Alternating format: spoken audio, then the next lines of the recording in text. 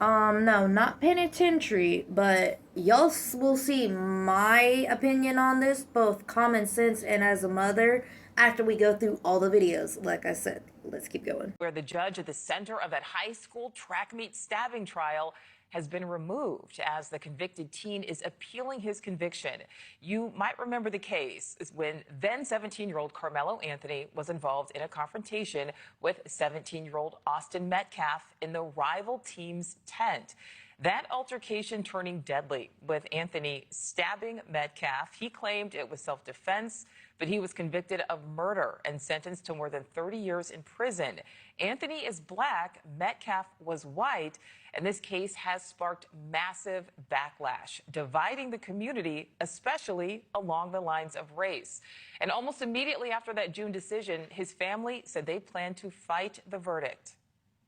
You say I'm upset? Hell yeah, I'm upset. I respected this process, but we gonna fight like hell to make sure that Collin County know that Karmelo Anthony is not going to go away. A correspondent Xavier Walton is live in McKinney, Texas. So Xavier, Anthony's defense team argues the judge was not acting impartial after he spoke publicly about the case.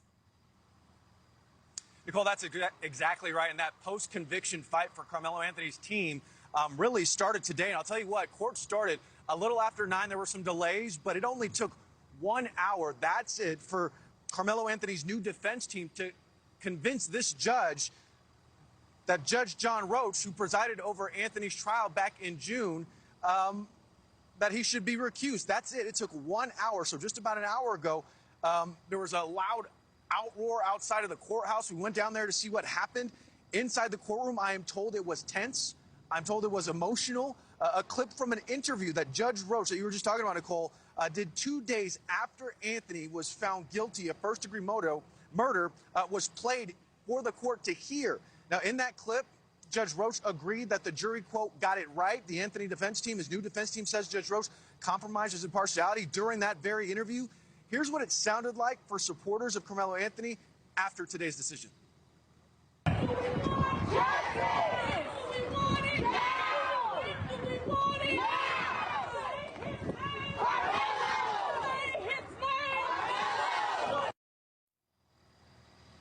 Now, Roach has defended those restrictions that he initially put in place when it comes to media, cameras, and audio, in a written statement saying the overwhelming focus on my ruling regarding the media in the courtroom was to protect the process, witnesses, and jury. And that's one of the things at the forefront for the defense, saying that Roach would not allow these things. A visiting judge from South Texas named Sid Harrell, you know that name may sound familiar. That's because he's the judge who presided over the Uvalde School Resource Officer trial earlier this year.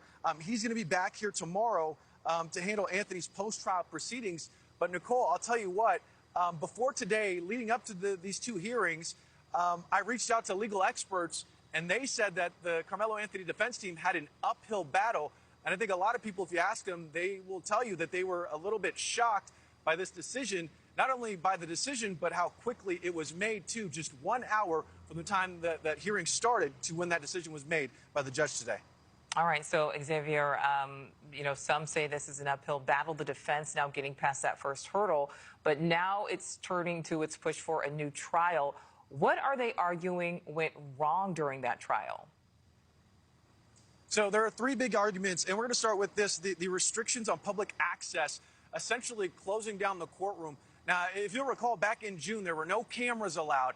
There was no audio allowed. So it really was people inside, and there was only like 9 or 10 media seats, too. And then there was like 28 public viewing areas. So it was a limited amount of people inside of that courtroom. So that's one of the main arguments. The second one is they say the prosecutors backed away from a so-called gentleman's agreement to keep certain character evidence out of the initial trial. That's another argument made by the defense. And the third is they're challenging the jury's instructions involving the self-defense claim.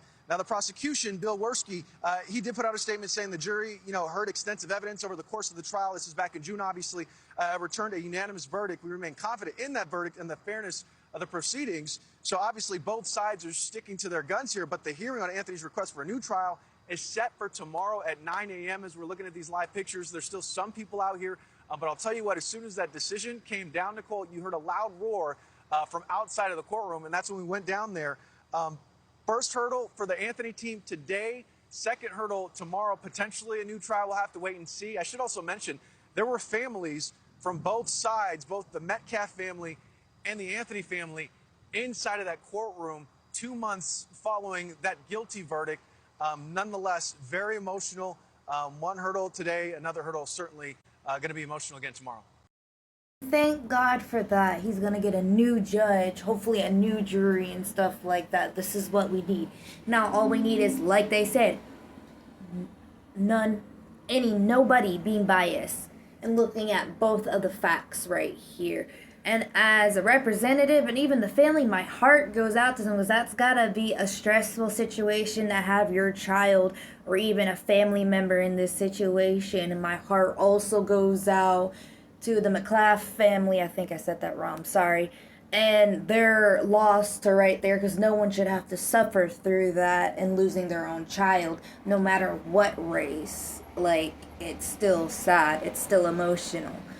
I think this is the last video. This will be shown right here, and the next video after this one that I'm making will be mine and my fiance's honest opinion to this.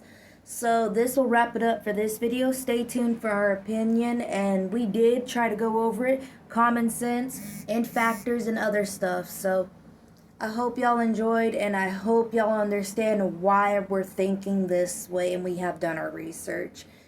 Anyway, stay tuned for the final part.